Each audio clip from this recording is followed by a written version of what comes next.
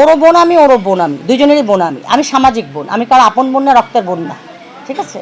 সংসার তুমি যদি সত্যিকার অর্থে ভালোবাসো, সংসার করতে হলে অনেক কিছু বুঝে শুনে মেনেই সংসার করতে হয়।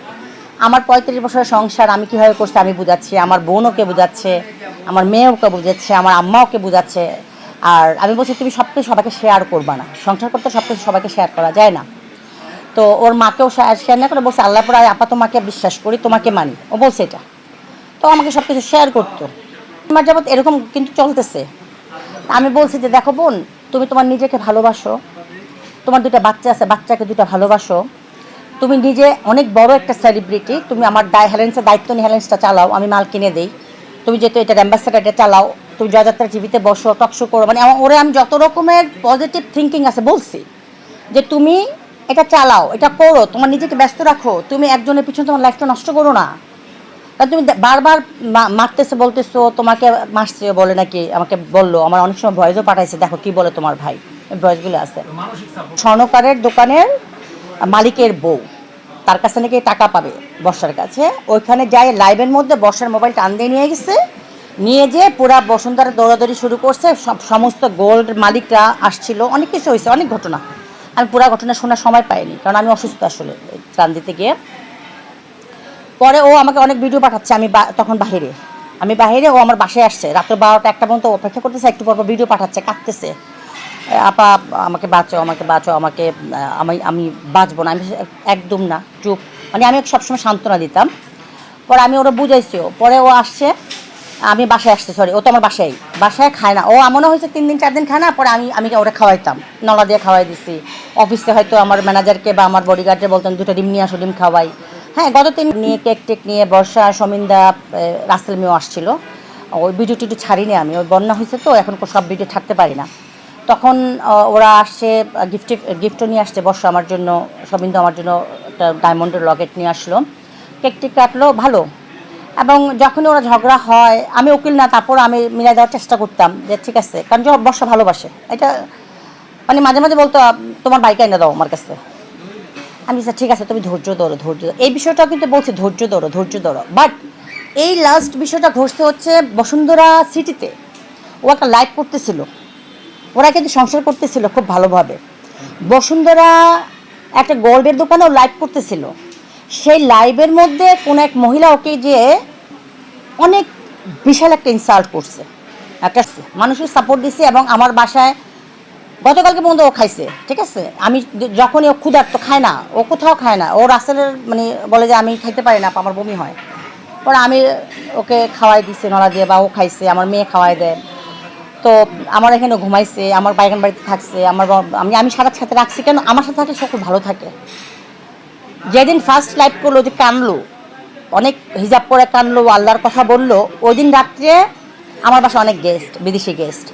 পরে বলতেছে আপা কই যাবো, খালার বাসায় যাবো। আমি বলছি না, তুমি তোমার বাচ্চাদের কাছে যাও। রাসেল নাই তখন, রাসেল কিন্তু তার বাসায় চলে গেছে আলাদা বাসা করে। আমি বলছি বাসায় যেয়ে তোমার বাচ্চাদেরকে সময় দাও।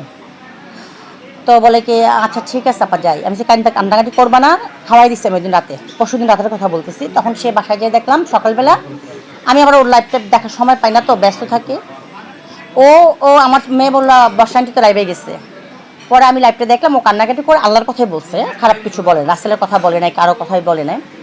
আমি ওকে বুঝেছি দেখ, আসলে ওর মেয়েকে নিয়ে একদিন আসছিল, ওই যেদিন ওর 2টা মোবাইল ভাঙছে, ওকে মারছে, যেদিন ওর ভিডিওটা, একটা ভিডিও পোস্ট হয়েছিল বোধ হয়, তখন ওর মেয়েকে নিয়েও আমার বাসায় আসছে ও সেফটির জন্য। তখন আমি রাসেলও রাখছি, আমি শুধু বাসায় আসো। তো দুজনে আমার সাথে প্রমিস করছে ওরা ঝগড়া করবে না, ওরা আর মানে ইয়ে করবে না। তখন তাইবেরও ফোন দিল। তো যাই হোক, ওদের থার্ড পার্সন ফোর্থ পার্সন অনেকেই আছে, ওদের কান মানে ঝালা করে, রাসেলকেও করে, ওকেও করে। তো ওকে আমি বললাম যে তোমরা যদি একসাথে সংসার করতে হয়, দুজনে সব কিছু বুঝে শুনে মেনেই কিন্তু সংসার করতে হবে। ওই জন্য পর অনেকদিন তারা কিন্তু ভালো, সেদিন তার মেয়েটা আসছিল, বর্ষার মেয়েটা যারা, আমি যারাকে বললাম যারা বলো তো কার দোষ, যারা বলে মা আন্টি দুজনেরই দোষ। আমি তাহলে তুমি তো বড়, তুমি একটু বুঝাও তাদেরকে দুজনকে। বলে কি না, যারা আবার একটু কান্না করলো, যারা বললো যে আমার পাপ্পাকে গালি দেয়। পাপ্পা মিন্স হচ্ছে ওর হাজব্যান্ড যে মারা গেছে, ওই হাজব্যান্ড। তো বর্ষা আসলে আজকে কয়েকদিন অনেক দিন যাবতীয় অনেক অসুস্থ, কান্নাকাটি করতেছে, মানে ও রাসেলকে ভালোবাসে, মানে মোট কথা হচ্ছে ও রাসেলকে অনেক বেশি ভালোবাসে বিধায় অসুস্থ হয়ে গেছে, না খেয়ে আছে। ওর কী বলে এটাকে, প্যানিক অ্যাটাক হচ্ছে। ও শুধু কফি খেয়ে থাকে, আমি তো শুধু কফি খাবা না, আমি যখনই আসি আমার বাসায় আমি পেট ভরে ভাত খাওয়াচ্ছি, ভাত খাও। ভাত খেলে হবে কি ওর মাথাটা একটু ঠান্ডা থাকে, তখন ও আমার মেয়ের সাথে হাসে, আম্মার সাথে গল্প করে, আমার সাথে গল্প করে। পরে লাস্টের এই যেদিন হিজাব পরে কান্নাকাটি করলো, ওদিন ও উকিলের সাথে কথা বলো ডিভোর্স করবে কিনা। আমি আর একটু দেখো করো, আমি বলছি ওকে ছেড়ে দাও, এত নিজে তোমার দরকারটা কি, তোমার তুমি ছেড়ে দাও। আসলে রাসেল আমাকে তো অনেকে মা বোন ডাকে, আম্মা ডাকে, ওই প্রবাস থেকে অনেকে আমার আম্মা ডাকে, মা ডাকে, বোন ডাকে, অনেক প্রবাসী আছে আমাকে মা ডাকে, এখনও শত শত মেসেজে ভিডিও পাঠায়, হ্যাঁ বোন ডাকে, মা ডাকে। তো তার মধ্যে রাসেলও একজন আমাকে বোন ডাকতো। জয়যাত্রার জন্য অনেক নাটক বানাইছে, অনেক সিনেমা বানাইছে, তো ইসমাইলও বানাইছে, স্বাক্ষর আছে, স্বাক্ষরও বানাইছে। স্বাক্ষর মানে হচ্ছে যে গান গায় যে পড়শির ভাই।